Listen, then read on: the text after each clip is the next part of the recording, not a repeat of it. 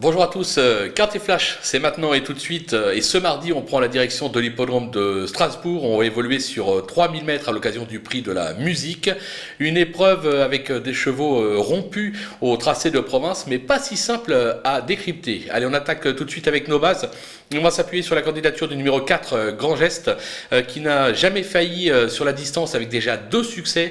Il vient de prouver sa forme sur l'hippodrome de Paris-Longchamp. Sur sa lancée, je pense qu'il est capable de mettre tout le monde d'accord. Méfiance avec l'As Transatlantique qui n'a encore jamais déçu depuis ses débuts. C'est un cheval qui possède beaucoup de tenues.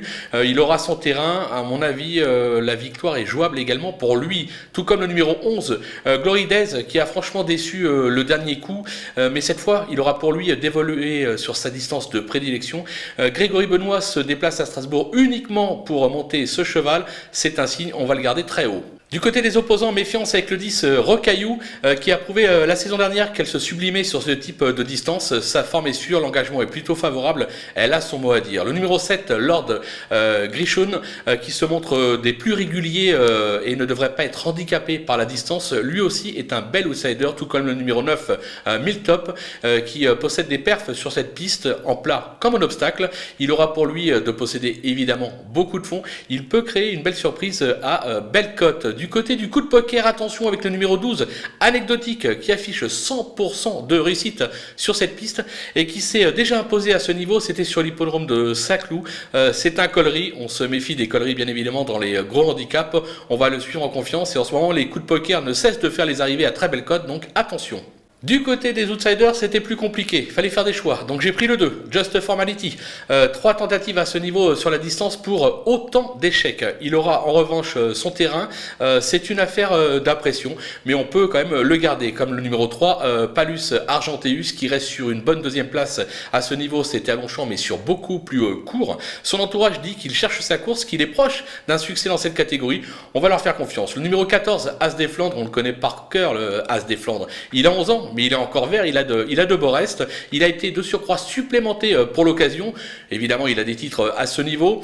Alors aujourd'hui, on va pas se le cacher, je le préfère nettement sur la PSF, sur le sable. Maintenant, si son entourage fait le déplacement, c'est avec quelques ambitions. Le numéro 8, Uchronique, c'est une femelle qui excelle sur la distance, comme l'atteste son récent succès, c'était sur l'hippodrome de Longchamp, mais c'était à réclamer. Elle monte de catégorie, mais son entourage nous conseille de ne pas la sous-estimer, donc on va leur faire confiance également pour une petite place. Si vous avez la place, pourquoi pas.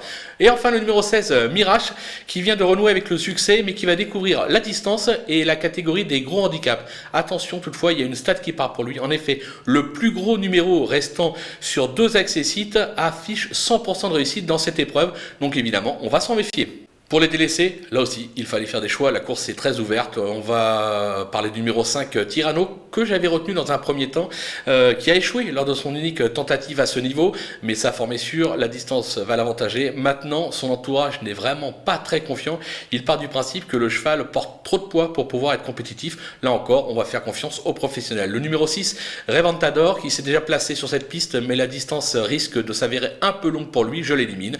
Le numéro 13, God Touche, qui n'a pas convaincu pour ses premiers pas dans les handicaps. Dernièrement, c'était sur l'hippodrome de Nantes.